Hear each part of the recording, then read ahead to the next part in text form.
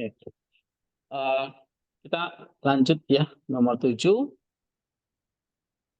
No origin, intermediate state, or consummation can ever be altogether free from the category of relationship. God, being infinitely beyond every kind of relationship, is by nature neither an origin nor an intermediary state, nor a consummation, nor any of the things to which it possible to apply the category of relationship. Nah, teks 7 ini adalah pukulan telak terhadap kecenderungan kita kalau membayang Allah itu adalah segala sesuatu yang kita bisa jangkau dengan relasi sebab akibat dengan ciptaan. Jadi misalnya kalau saya udah melayani dengan baik nih, Allah harusnya itu begini sama saya gitu ya. Nah, itu sebetulnya kita salah memahami tentang Allah yang demikian. Ya, karena kita seringkali membayangkan Allah itu bisa kita jangkau dengan relasi kausal dengan ciptaan. Ya. Nah, di sini Maximus memperkenalkan kategori filsafat yang sangat penting, relasi atau relationship. Ya, kalau bahasa Yunani itu namanya skesis.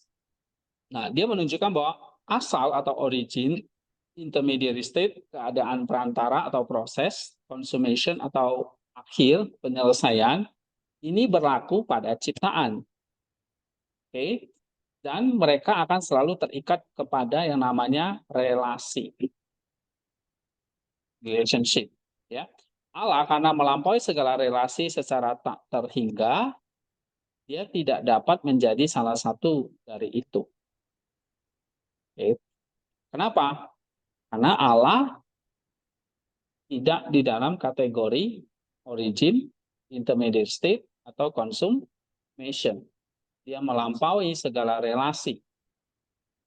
Ya. Sehingga di sini tidak ada origin, intermediary, consummation yang bisa terikat atau terbungkus di dalam satu kategori relasi. Nah, maksudnya apa? Kalau sesuatu itu disebut punya asal, ya berarti dia hanya dalam relasi terhadap sesuatu yang berasal darinya. Contoh misalnya sebuah biji. Dia punya asal, misalnya dalam pohon, dari pohon. Maka dia punya relasi. Punya relasinya apa? Relasi dengan pohon itu. Misalnya biji mangga. Biji itu punya asal, asalnya biji. Relasinya dengan pohon. Oke? Kenapa? Kalau nggak ada pohon yang menghasilkan biji, yang menjadi asalnya, yang nggak ada biji itu. Jadi tanpa pohon yang dihasilkan, asal kehilangan maknanya. Ya. Origin atau asal tidak bisa berdiri sendiri seperti atau sebagai properti absolut. Dia selalu bersifat relasional. Selalu ada origin dari X. Origin dari X. Gitu. Origin, misalnya kayak tadi biji, originnya dari pohon. Ya, jadi dia relasinya dengan pohon. Ya, Ridwan, misalnya dari orang tuanya, dia pasti punya relasi dengan orang tuanya. Gitu. Nah, Allah punya origin nggak? Hah? Enggak kan? Maka dia nggak punya yang namanya origin of X, atau dia punya relasional dengan apa? Yang dia bisa bersifat relasional gitu. Nah, intermediate state atau keadaan perantara, sesuatu disebut perantara hanya dalam relasi antara origin dan consummation. Ya. Proses pertumbuhan adalah perantara antara biji dan pohon dewasa. Tanpa kedua ujungnya, ia bukan perantara. Jadi intermediate state itu selalu bersifat relasional, yaitu between A and B. Ya, ada perantara. Antara, misalnya kalau contoh tumbuhan, ya, pertumbuhan sebuah tanaman misalnya, itu punya relasi. Berarti ada perantara antara biji dengan pohon dewasanya. Jadi ada between A and B. Nah, manusia kan sama. Mengalami yang namanya intermediary state, ya kan? Mengalami yang namanya kondisi perantara. Berarti dia ada relasi antara origin dengan consummation. Gitu. Ya, contoh tadi tanaman ya ada perantara antara dari dia biji dan pohon dewasa. Yang ketiga, consummation, penyelesaian akhir. Ini disebut akhir atau tujuan hanya dalam relasi terhadap proses yang menyelesaikannya. Misalnya pohon dewasa itu adalah consummation dari proses pertumbuhan yang dimulai dari biji. Jadi tanpa origin dan proses, consummation tidak ada. Maka consummation itu juga relasional.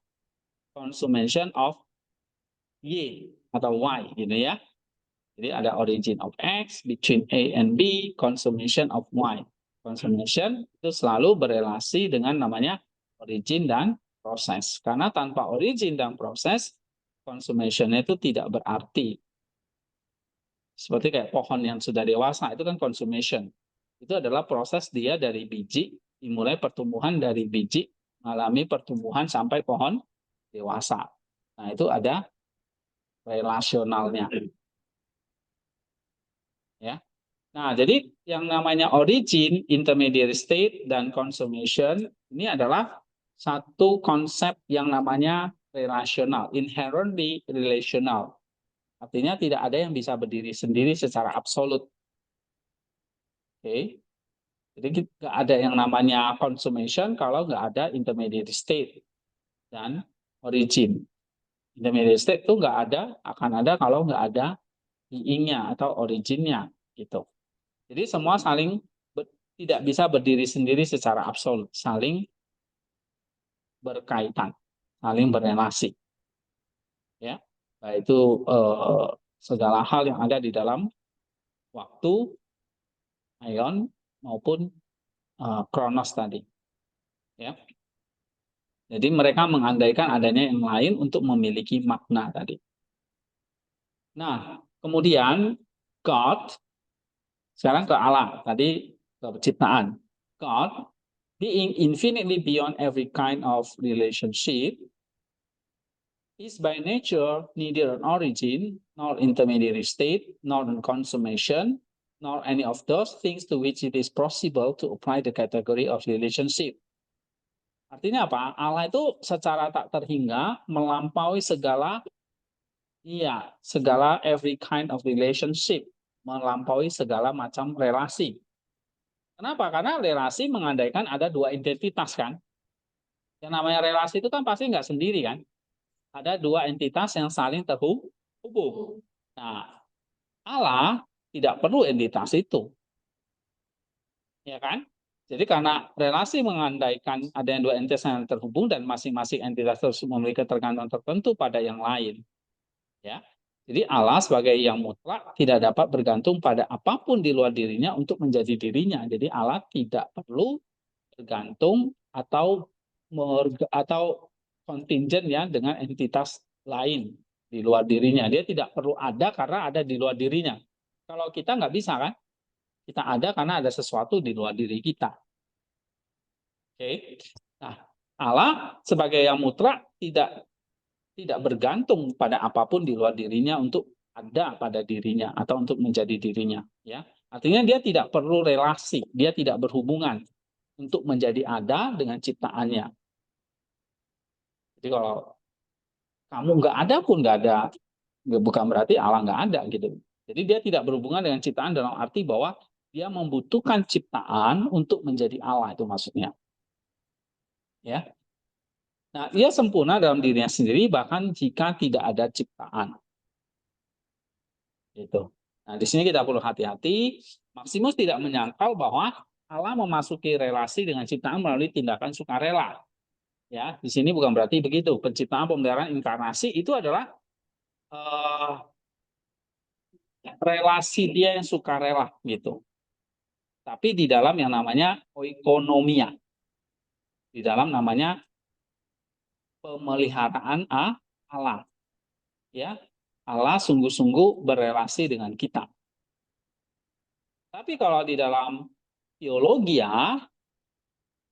atau di dalam ontologi Allah atau Allah dalam dirinya sendiri, tidak ada relasi dengan ciptaan yang melekat kepada dirinya atau esensinya. Jadi relasi bagi Allah itu adalah tindakan bebas dia, bukan kebutuhan kodrati dia. Ya, relasi bagi Allah tindakan ekonomi dia, tindakan bebas dia, tindakan pemeliharaan dia, bukan dia perlu relasi itu. Oke, nah itu Allah. Kemudian by nature, neither an origin, nor an intermediary state, nor a consummation.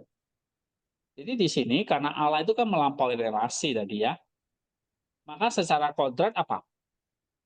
Iya, dia yang bukan origin, intermediary, consummation. Nah ini dia mengulangi lagi teks yang kedua ya, sehingga ini bukan hal yang harus kita bahas lagi. Kemudian, nor anything of those things to which is possible to apply the category of relationship. Ya, nah ini maksudnya dia bukan hanya origin, intermediary, consummation, tapi segala hal yang dapat dikenai kategori relasi, misalnya kategori relasi itu sebab akibat, teman, musuh, bapak, anak, ya. Nah itu dalam arti kodrati nggak bisa diterapkan pada Allah dalam esensinya. Jadi Allah tuh bukan dalam esensinya bukan bisa dikenai kategori relasi. Misalnya Allah punya musuh, Allah punya anak, Allah punya teman, Allah punya bapak, gitu. Bukan, ya. Karena semua kategori relasi itu nggak bisa diterapkan pada Allah dalam esensinya. Ya, artinya Allah melampaui segala kategori itu, ya, melampaui semua kategori relasional. Yang ketiga, apa perbedaan antara tadi ya, ada relasi yang kodrati yang harus ada dengan relasi yang sifatnya bebas, sukarela. Oke. Nah, perbedaannya adalah kalau relasi kodrati itu adalah relasi yang mutlak ada untuk menjadi sesuatu. Contoh api. Pasti dia berelasi dengan apa? Panas. Ya kan? Api secara kodrati berelasi dengan panas. Coba kamu pegang api. Dingin atau panas? Nah, kamu bilang dingin, nah, berarti ya. Oke, ayah, misalnya seorang ayah secara kodrati pasti dia berelasi dengan apa? Anak. Maka dia disebut ayah gitu kan. Nah, itu relasi kodrat. Allah tidak punya relasi kodrati dengan ciptaan. Ya, karena ciptaan tidak diperlukan bagi esensinya. Sedangkan relasi sukarela itu apa? Relasi yang Allah masuki berdasarkan kehendak bebasnya. Jadi misalnya dia memilih untuk menjadi pencipta, pemelihara, bahkan dia turun ke dunia ya jadi penyelamat. Itu relasi sukarela dia. Oke. Nah, dalam hal ini Allah itu bisa disebut sebagai ini makanya di sini ya. Allah itu bisa disebut sebagai tanda petik origin tapi sebagai pencipta, kemudian sebagai intermediary, maksudnya dia sebagai pemelihara ya, dan sebagai consummation dia sebagai tujuan akhir. Oke. Karena dia bisa memilih dengan kehendak bebasnya untuk berelasi dengan ciptaannya. Ya kan? Maka kalau dia berelasi dengan ciptaannya sebagai penyelamat, ya kita sebut dia sebagai penyelamat. Kalau dia berelasinya dengan kita sebagai anak-anaknya, kita menyebut dia sebagai bapak. Ya kan? Kalau dia berelasi kita sebagai ciptaan, dia pencipta, ya kita sebut dia sebagai sang pencipta. Tapi kategori relasi itu adalah kategori relasi yang sukarela, bukan kodrati. Jadi Allah nggak mesti jadi Allah kalau dia tidak mencipta. Kalau dia tidak mencipta, kita masih sebut dia sebagai Allah nggak? Hah? Kalau seandainya Allah tidak mencipta, maka dia tetap jadi Allah nggak? Tetap. Karena mencipta, memelihara, menyelamat, itu bukan kategori relasi kodrati. Itu relasi suka rela. Jadi Allah perlu nggak mencipta supaya dia jadi Allah? Enggak, dia tidak punya relasi kodrati dengan ciptaan, dia enggak. Artinya maksudnya apa? Dia nggak perlu ngambil ciptaan untuk mengatakan dia itu pencipta gitu. Atau untuk mengatakan dia Allah. Ya, karena dia tidak perlu kategori-kategori relasi uh, itu. Oke? Ya, dia tidak perlu apa? Relasi kodrati. Ya. Nah, di sini Allah tidak punya relasi kodrati dengan kita. Ya. Karena ciptaan tidak diperlukan bagi esensinya. Nah, ini. Jadi kalau ciptaan perlu, tapi pasti dia punya relasi kodrati yang namanya panas. Ayah pasti dia secara kodrati berelasi dengan anak. Nah, Allah nggak perlu relasi kodrati seperti itu.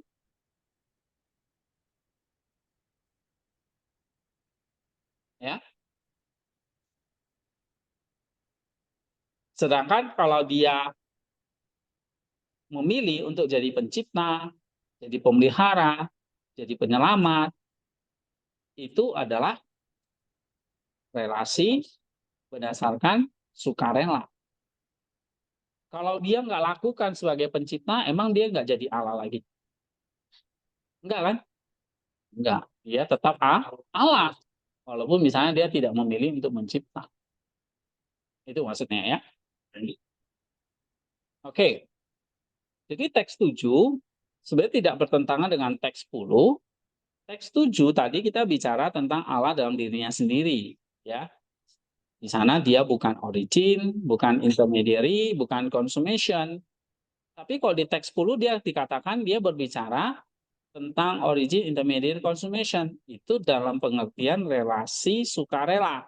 Nah, dia mencipta, bisa dikatakan dia disebut sang pencipta. Karena dia pemelihara, bisa dia disebut sang pemelihara. Karena dia adalah penyelamat, kita sebut dia sebagai sang penyelamat.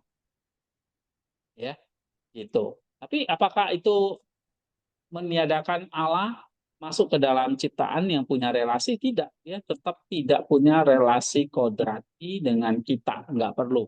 Artinya gini, dia tidak perlu menciptakan kita baru dia disebut Allah, gitu. Ya.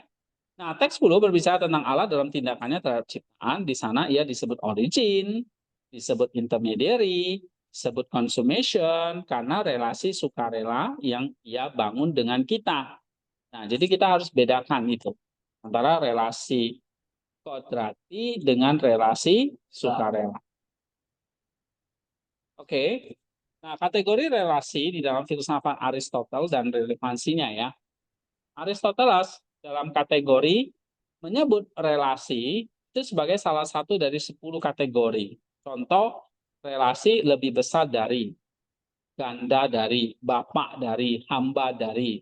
Nah, itu ciri khas relasi. Ya, bahwa selalu mengacu pada sesuatu yang lain. Jadi tidak ada relasi yang bisa ada tanpa dua kutub. Ya.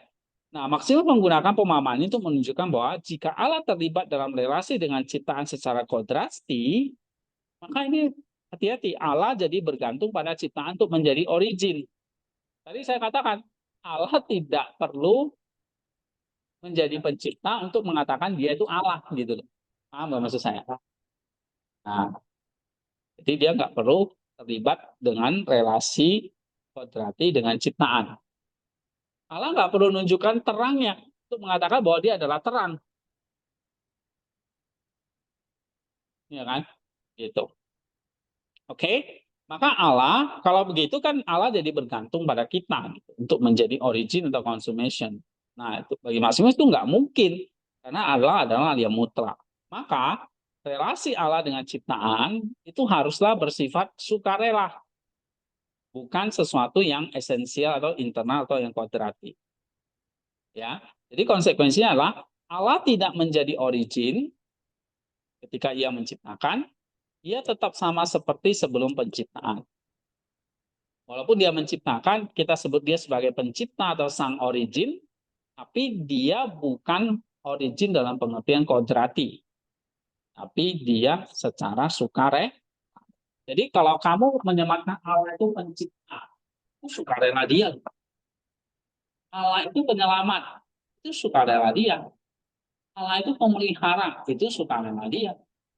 Dan satu kewajiban dari dia untuk melakukan itu. Paham enggak? Kalau dia tidak melakukan itu, dia tidak lagi disebut Allah. Enggak. Dia enggak perlu melakukan itu, tetap dia disebut sebagai Allah. Oke? Paham itu ya? Nah, jadi Allah tidak menjadi origin ketika ia menciptakan. Ia tetap sama seperti sebelum penciptaan. Perubahan hanya terjadi pada ciptaan, bukan pada Allah. Ini adalah doktrin immutability of God, ya, ketidakperubahan Allah yang dipertahankan dengan ketat. Oke, sekarang kalau kita lihat tadi teks 7 ini, kalau tadi teks 2 kita bicara bahwa Allah nggak punya origin, intermediate consummation, maka teks 7 itu menambahkan argumen, oh ya, dia tidak punya origin, intermediate consummation dalam kodrati, tetapi dalam secara sukarela iya, ya. Jadi origin, intermediate consummation ketiganya itu bersifat relasional dan Allah itu melampaui relasi. Jadi kalau dikatakan secara relasi Allah punya origin, enggak. Punya intermediary, berproses, enggak. Punya consummation, enggak. Dia enggak harus menjadi apa-apa untuk mengatakan dirinya Allah. Ya kan, dia aseitas, dia cukup pada dirinya sendiri. Itu teks 2. Nah, teks 7 menambahkan bahwa yang tadi ini kita bahas, karena ketiganya bersifat relasional, origin tadi ya, berrelasi dengan intermediary dan consummation. Intermediary berrelasi dengan origin, consummation. Consummation berrelasi dengan intermediary, origin. Nah, ketiganya bersifat relasional, maka Allah karena tidak punya origin, intermediate, consummation, Allah itu melampaui relasi bahkan. Dia tidak perlu ada relasi untuk mengatakan dia Allah. Ya. Nah, teks 4, Allah adalah penulis, author dari origin, intermediate, consummation. Tapi dia sendiri bukan origin, bukan intermediate, bukan consummation. Nah, teks 7 menjelaskan mengapa Allah itu bukan origin, intermediate, consummation. Karena dia melampaui relasi. Oke. Nah, teks 6 hanya Allah yang sebagai tadi kita bahas dia substantif being. Nah, teks 7 menambahkan karena substantif being tidak dapat direlasikan secara kodrati, ya, secara kodrati dengan yang lain, maka satu-satunya yang dia bisa berhubungan dengan kita adalah secara sukarela. Gitu, ya. Allah adalah satu-satunya tidak membutuhkan yang lain itu menjadi dirinya. Jadi tidak perlu relasi apapun untuk mengklaim dirinya Allah. Dia tidak perlu kita untuk mengklaim dirinya Allah. Ingat itu. Oke. Jadi dia nggak bergantung kepada ciptaan untuk mengatakan dia itu Allah atau pencipta dan sebagainya. Ya.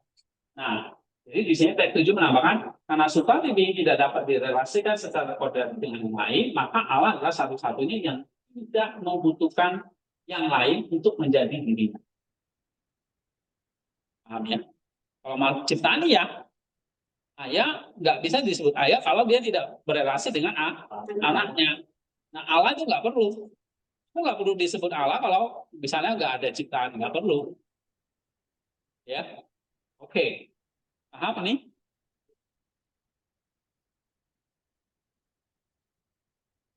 Nah, implikasinya bagi kita sering membayangkan bahwa Allah sebagai penyebab pertama dalam rantai kausal, seperti domino pertama yang mendorong domino kedua dan seterusnya.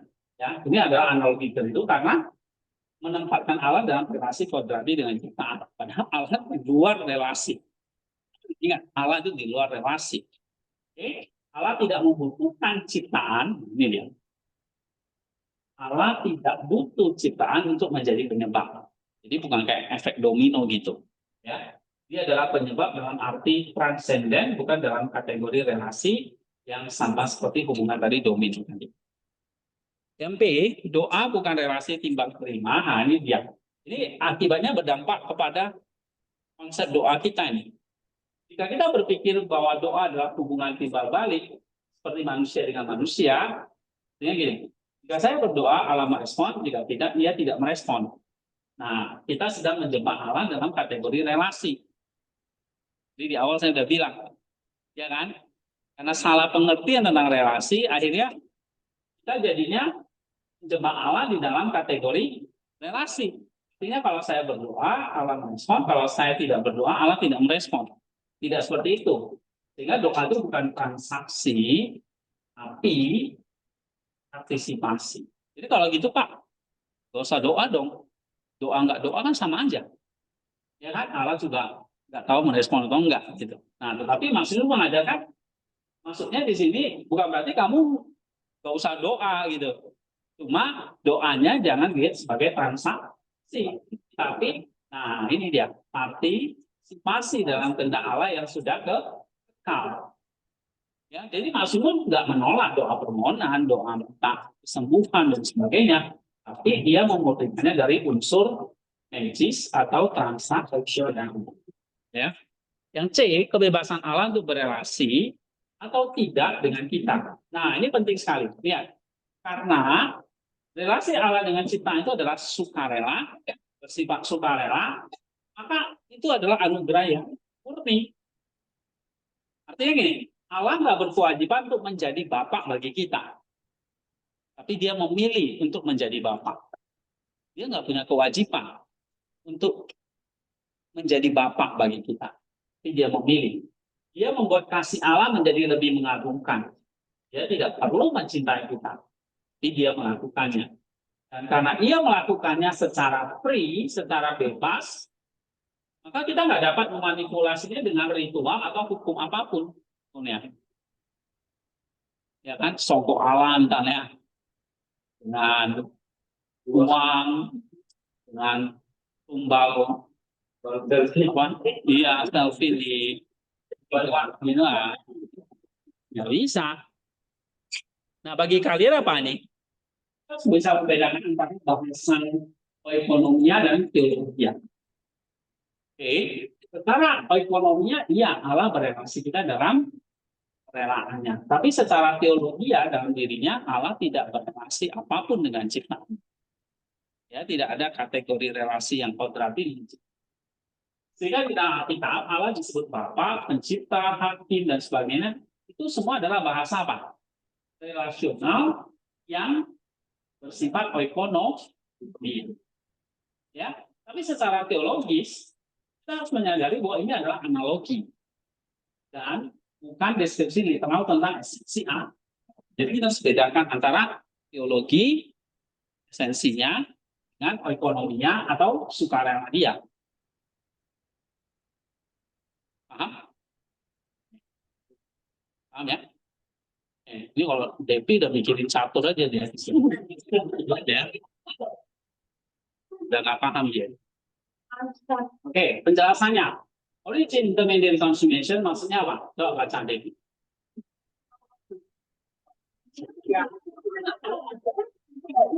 Dia udah milih lomba nih. Udah menang atau kalah kan? Nah, ketiganya selalu bersifat nasional. Dia bisa berdiri sendiri tanpa yang baik. Oke, itu. Ini saya ulang lagi konsep-konsepnya. Coba tolong ini kita ya. Kategori of relationship, kategori of kategori bersama mengacu pada yang lain. Ya, kalau God beyond every relationship, berarti Allah tidak memiliki relasi. Allah tidak memiliki relasi kodrati dengan apapun, relasi dengan ciptaan dan dengan sukarela, bukan kebutuhan esensial. Nah, ini yang penting. Ini sehingga kamu nanti di dalam doa, dalam pelayanan, kamu kalau ngerti ini, kamu tuh siapa? Kita semua cuma ada karena dia memberikan anugerahnya. Dia yang sukarela menjadi Allah bagi kita. Dia yang sukarela menjadi penyelamat kita, Bapak kita. Jadi kamu nggak ada hak nuntut apa-apa sebetulnya. Oke? Jadi manusia kadang-kadang sombongnya tuh begitu ya. Bahkan bisa iya, nggak tahu diri. Oke, ini karena Allah tidak punya relasi kodrati dengan apapun. Ya. Relasi dengan kita itu cuma suka rela, bukan kebutuhan dia. Kamu mau maki dia 1000 kali setiap hari, ya itu nggak ada urusan sama Allah. Gitu. Dia tetap Allah yang maha baik, nggak bisa berubah jadi Allah yang kayak Ayub itu, ya kan? Oke. Terus origin and supernatural esensinya dia bukan asal rata-rata atau tujuan. Ini berbeda dengan perannya dalam ekonomi. Ya, jadi harus bedakan antara teologinya dengan ekonominya. Ya, oke. Kesimpulannya, origin, akhir, biji, intermediary, dan consummation tidak pernah bebas dari relasi. Karena Allah secara tak terhingga melampaui segala relasi atau dalam arti berarti. Maka ya secara kodrat tentang origin, intermediary, maupun consummation. Nah, ini harus ingat. Secara kodrati, secara teologi, secara esensi, dia bukan origin, intermediary, maupun consummation. Ini adalah apofatik. Jangan menganggap Allah itu sebagai bagian dari rantai sebab akibat atau proses kosmik. Allah melampaui semuanya itu. Dia adalah sumber dari semuanya itu, tapi dia sendiri tidak terikat oleh kategori-kategori yang ia ciptakan. Ini garis bawah.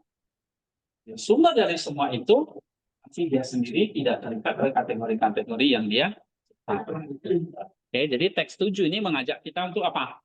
Melepaskan semua imajinasi kita yang nggak benar tentang Allah sebagai asal. Nah, dia kayak bapak, dia melahirkan anak. Perantara, berarti dia kayak pemandu yang berjalan bersama. Atau tujuan, dia kayak gadis finish ya. Nah, itu semua adalah metafora yang memang berguna, tapi harus disertai dengan kesadaran bahwa Allah melampaui metafora. Inilah apofatik yang penting. Allah itu kasih, tapi dia melampaui apa yang kamu pahami tentang kasih. Ya, Allah itu melampaui semua apa yang kita bisa imajinasi.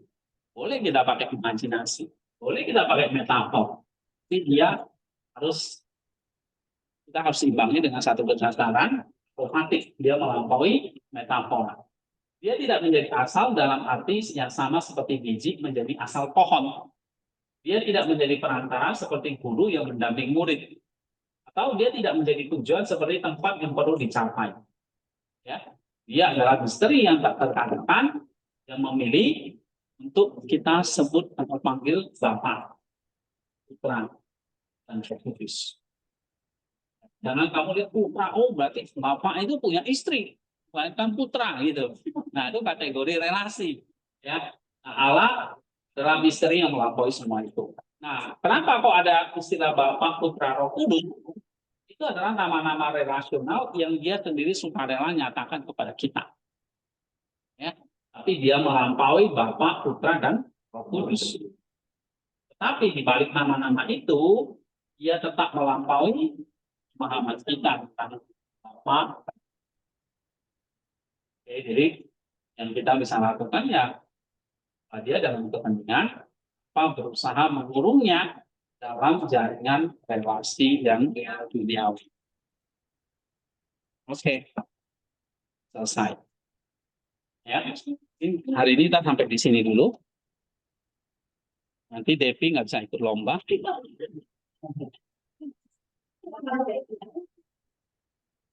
Oke, Bu Vero, kalau ada pertanyaan nanti bisa di chat ya. Baik Pak, saya teks ya. Kalau di kelas nggak sempat, kayaknya ada kepikiran apa begitu, apa aja deh bisa diskusikan ya di chat, nggak usah sungkan. Oke, yang kalian juga pelajaran seperti ini memang dibaca lagi, gampang ya. Saya eh ya sebenarnya saya bahas teks ini sebenarnya udah lama ya. Cuma, saya bahasakan lagi dengan lebih sederhana. Saya rasa harusnya ini bahasa udah sederhana sih ya. Kamu baca ini dengan juga sih, bahasa Indonesia. Sangat sederhana bahasanya. Ya, Maximus sangat brilian. Ya, kita perlu pelan-pelan mencernanya. Oke, mari kita berdoa. Kita Bu Vero ya, berdoa buat kita. Marilah kita satu dalam doa. Ya, Bapa di dalam surga, pada sore hari ini kami mengucap syukur dan terima kasih atas perlindungan yang selalu Engkau nyatakan dalam kehidupan kami. Ya Bapa, kami telah menyelesaikan mata kuliah pada sore hari ini dengan Bapak Hendy. Terima kasih ya Bapak, kami telah mendapat pemahaman yang telah Engkau berikan melalui Bapak Hendy. Ya Bapak, lindungilah Bapak Hendy selalu dimanapun dia berada untuk selalu membagikan kasih dan pengetahuan bagi kami anak-anaknya. Terima kasih ya Bapak, juga lindungilah teman-teman kami yang ada di kampus, berkatilah mereka, semoga mereka selalu dalam perlindungan-Mu. Berikanlah kesehatan bagi mereka di dalam kehidupan mereka sehari-hari.